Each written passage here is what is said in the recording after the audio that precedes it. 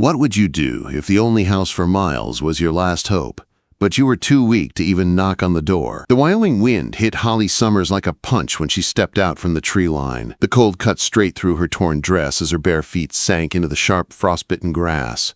Every step stung, every breath burned. Her hair was matted, her face streaked with dirt and dried blood, her legs shaking under her weight. She could barely stand, but the small ranch house ahead had smoke rising from the chimney, and she followed it like a lifeline. A horse stood tied to the post. The porch creaked under a man's boots. Holly raised her head, though her vision blurred. Her voice scraped out of her, weak and cracked. "I'm dirty, poor, and barely alive." The man on the porch didn't move at first. He sat there with his elbows on his knees, his hat shadowing his eyes so she couldn't read his face. He was quiet for a long second. Then he stood and walked down the steps, stopping just a few feet from her. His voice was calm, steady. "So was I once. Come inside." Quote. She didn't get the chance to reply. Her legs buckled, and she collapsed. Holly woke to warmth.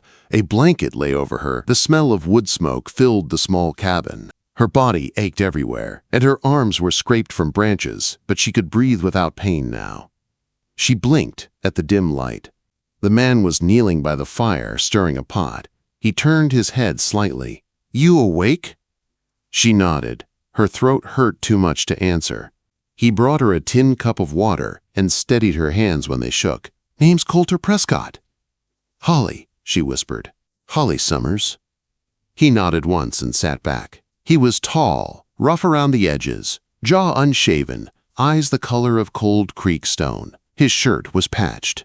His hands were calloused. He moved like a man who worked until the world went quiet around him.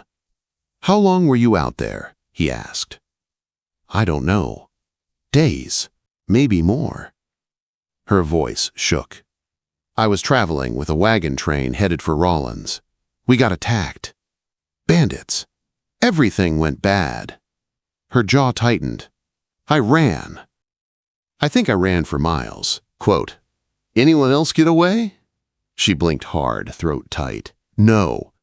Coulter didn't pity her. His face stayed steady, just understanding. The next morning, Holly sat on the porch wrapped in his old wool coat. Her feet were bandaged, her hair clean for the first time in weeks. Coulter handed her a mug of hot coffee. She looked at him. "Why did you take me in?" He sat beside her. "Because someone once did the same for me." The sunrise touched the frost-covered prairie with gold. She watched the light slowly chase away the cold. "I used to be a seamstress," she said softly. "Back in Ohio, my brother had a farm. After he died, I had nowhere to go, so I came west." "You married?" he asked. "No," she said quickly. "Never." He nodded and drank his coffee. "What about you?" she asked. "Once," he said. "Long time ago." "What happened?" "She died." They didn't speak after that, but something in the air shifted. Not heavy, just honest. Over the next few days, Holly regained her strength. She helped where she could, mending the broken hinge on the chicken coop, washing dishes at the pump, folding laundry under the sun. Coulter didn't hover. He let her move at her own pace. But he noticed everything. When her limp eased, when her hands steadied, when she smiled for the first time. One evening he handed her a shirt with a torn sleeve. "That one's been waiting a year," he said. She smiled faintly. "I can do better than that." She fixed it by lantern light while he read a newspaper at the table. His eyes kept drifting toward her, though he pretended to focus on the print. That night she lay on the cot he'd set in the corner of the cabin, listening to the wind outside. Coulter moved around the room with quiet steps, checking the fire, securing the windows. She felt safe, something she hadn't felt in a long time. One morning she found him in the barn brushing down his mare. "You always live alone?" she asked. He looked at her over the mare's back. "Not always. Just got used to it. I don't want to be a burden." "You're not." Quote. "I don't know where to go," she admitted. "You don't have to," he said gently. She lifted her eyes to his. "I don't have anything to offer." "You're alive," he said. "That's more than enough." Her cheeks warmed, but she didn't look away. "Thank you," she whispered. "You're welcome to stay as long as you want," he said. The days settled into a soft rhythm. Holly learned the land around the cabin, the creek bend, the rabbit nests, the path Coulter took to cut firewood. She baked bread. She mended his clothes. She stitched a curtain for the lone window. When the first snow fell, she stood at the door, watching it drift down in slow white flakes. "You ever seen Wyoming in winter?" Coulter asked, stepping beside her. "Only survived autumn," she said. He smiled, a quiet, warm smile. That night they sat close by the fire. Her foot brushed his. She didn't pull away. Neither did he. "I never thought I'd feel safe again," she said. "I never thought I'd care again," he said. She turned to him. "You care?" quote. He met her eyes. "Yeah, I do." She reached for his hand. He laced his fingers through hers and held them like he meant it. Later, when she rested her head against his shoulder, he wrapped his arm around her without hesitation. The firelight danced on the floor. Outside, the wind howled across the plains. Inside, they didn't speak. They didn't need to. For the first time in a long while, Holly felt like she might not be alone anymore. The wind settled over the ridge in a thin whisper the next morning. Holly opened the barn door with both hands, careful not to disturb the sleeping chickens. Her boots, rough, worn, but hers now, pressed into the cold straw. The mare lifted her head and flicked her ears toward her. "She trusts you quicker than she ever trusted me," Coulter said from the stall beside her. His breath showed in small white clouds. "She knows I won't make her pull more than she can handle," Holly said. "That's the deal I'd offer anyone." He leaned against the post, watching her run a gentle hand along the mare's neck. "You treat everything like it's got a soul. If it can hurt, you think it does." Quote. She looked down, brushing hay from her sleeve. Most things do. Coulter didn't respond right away. He stepped back and picked up the feed bucket. When he passed it to her, their fingers touched. Neither moved. "I was thinking about the south fence," he said. "Couple posts rotted straight through. Snow will drop it if we ignore it." "I can help." "You're not swinging a maul with those wrists." She lifted her chin. "I can brace the line or carry rails. There's more than one way to fix a place." He studied her for a moment, seeing the quiet strength behind her soft voice. "All right," he said, "we'll work it together." They worked until the sun dipped behind the ridge. Their breath rose in pale plumes as they moved. Holly held the line steady while Coulter dug into the frozen earth. When he paused to wipe his brow, she handed him the next rail without him needing to ask. They found a rhythm, simple and shared. "You always this stubborn?" he asked as he drove a post deep into the ground. "You always this surprised when someone keeps pace?" she replied. He gave a small laugh, rare and real. That night, Coulter tossed another log on the fire and sat beside her while she darned an old wool sock. The lantern light softened the rough edges of his face. "You ever miss where you were before?" he asked. "No," she said, folding the sock. "I miss the people, but Ohio never felt like mine." "And this place?" he asked. She looked up at the dark window. "It feels like it's waiting for someone to stay." "I used to think the same," he said. "After Clara died, I didn't see the point in trying anymore." She lifted her head. "What changed?" He didn't look at her. "You walked out of the trees." The room went still. The fire cracked softly. Holly didn't speak, but her hands rested close to his on the table, close enough to choose. The next morning, she woke to the smell of corn mush warming on the stove. Her coat hung on a peg by the door. A seam along the shoulder had been carefully mended. She turned to Coulter. "You stitched my coat." "Figured you shouldn't be wearing it torn." She touched the thread gently. "You did good work." Quote. He nodded, jaw tight, hands steady though his eyes warmed. "I was thinking," he said, "when spring comes I'll ride into town for supplies. If you want to come, I'd like that." She stepped closer. "Won't people talk?" "They'll look," he said, "but they'll stop once they see I'm not letting you go." Her voice softened. "You wouldn't?" "No," he said. I wouldn't. Later that evening, snow slipped down from the sky in soft waves. Holly stood outside the barn, watching the white settle over the land. Coulter joined her, his coat open, hat low. "You ever think about leaving this place?" she asked. "I did once," he said quietly, "but now I have a reason to stay." Her breath caught. "So do I." He reached for her hand, and she let him take it. The cold air wrapped around them, but their hands stayed warm. Days passed. The snow held, and the world grew quiet. Holly lost the tremble in her steps. She mended a saddle strap, patched shirts, and started a small stack of folded fabric scraps by the stove. Coulter cut firewood, checked traps, and built a small bench outside the porch. They moved around each other with a growing ease. One afternoon, he returned from the creek carrying a leather pouch, found this behind a rock near Sand Bluff. Inside were buttons, bone, brass, one carved from antler, a thimble worn smooth. Holly's fingers trembled slightly as she touched them. Someone lost this. "You want it?" he asked. She nodded. "Yes." They cooked stew side by side that night. Silence wasn't silence anymore. It was soft, full, a presence. As the stew simmered, she asked, "What were you before this place?" "Drove cattle, drifted, got shot once near Abilene. That slowed me down."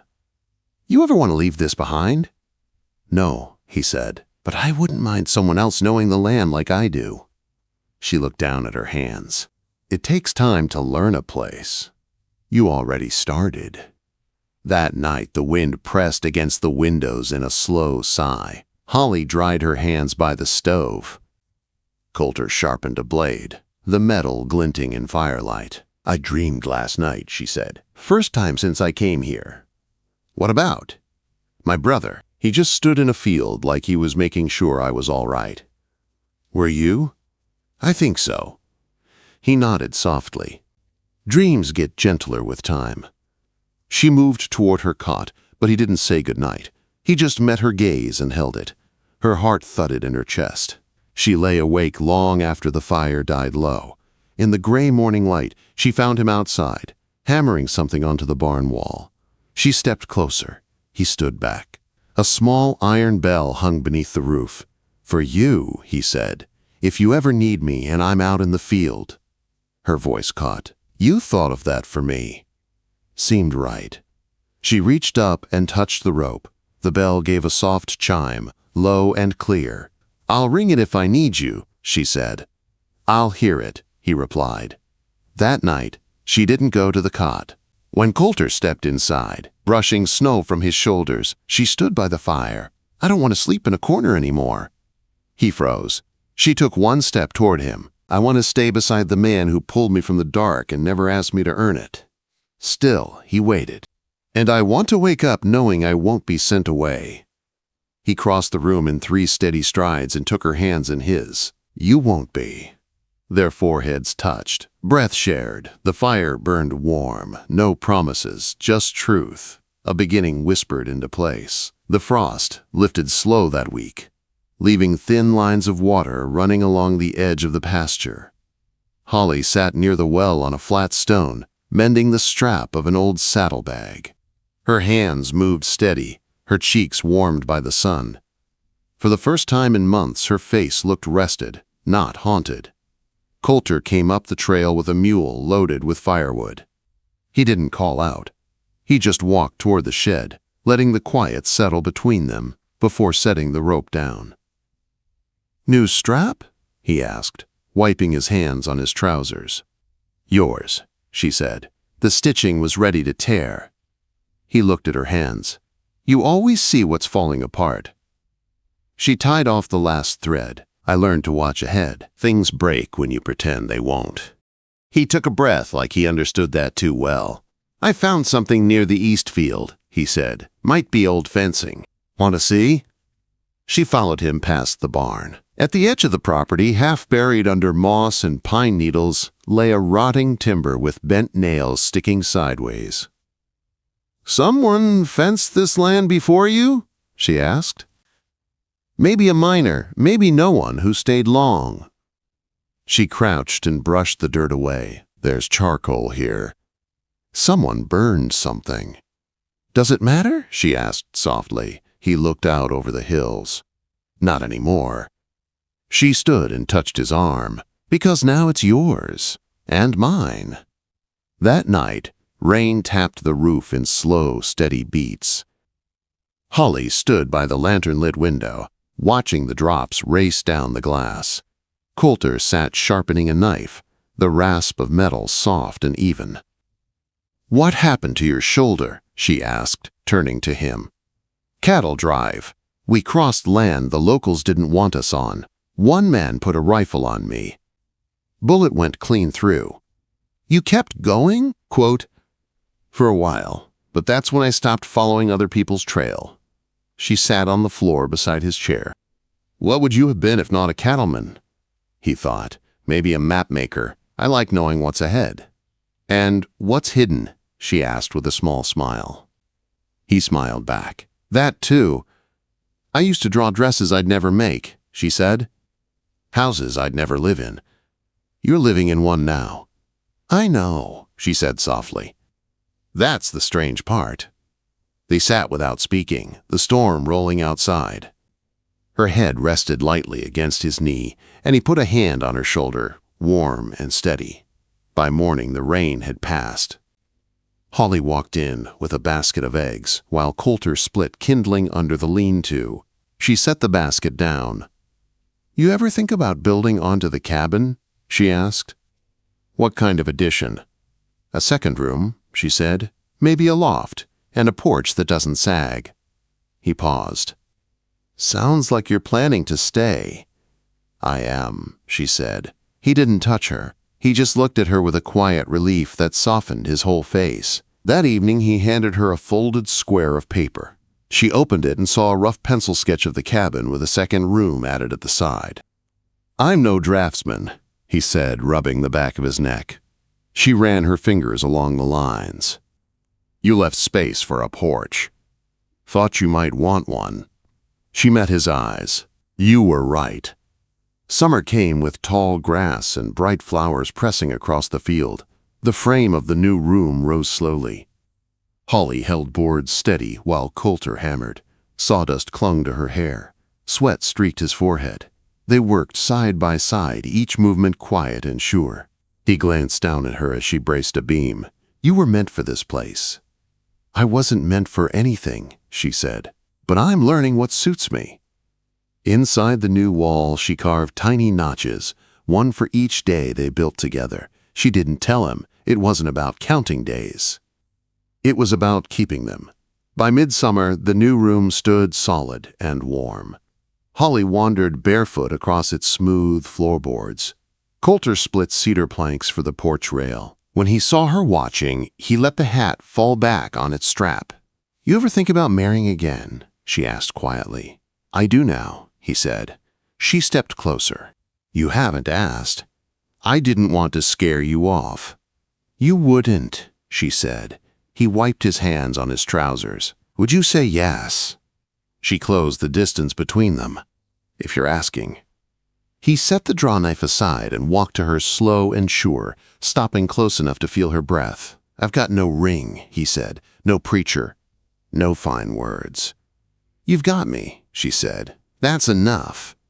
They married beside the creek 3 days later. Mrs. Elkins from 4 homesteads west came to witness. Her son carved a small pine cross and placed it in the soil. The preacher rode from Medicine Bow and spoke simple words over the sound of running water. Holly wore the blue calico she'd sewn herself. Coulter wore the patched shirt she'd mended during her first week. They shared bread and dried apples under the cottonwoods. When Coulter took her hand, he didn't let go the rest of the day. The seasons turned gentle after that. She filled the porch with herbs, clay pots, and a small bench he carved. She planted onions, beans, and turnips in a garden by the shed. He bought her a gentle horse named Alder. When he rode into town, she rode beside him now. One quiet evening, they sat on the porch, coffee in tin mugs, the stars stretching across the sky. "I keep thinking about what we've built," he said. "This house," she said softly, "this life. It's ours. every board, every morning. She looked at him, her eyes warm. "I'm happy, Coulter." He reached for her hand. "So am I." He kissed her slow, sure, and gentle. Her hand rested on his chest, where his heart beat steady beneath her palm. Years passed. The cabin weathered, but stayed strong. The porch rail smoothed under their touch. The garden grew. The land stayed theirs. And at night, when Holly curled against him and listened to the wind, she knew it wasn't the same wind that once chased her through the dark. This wind was soft. This wind was home. And so was he.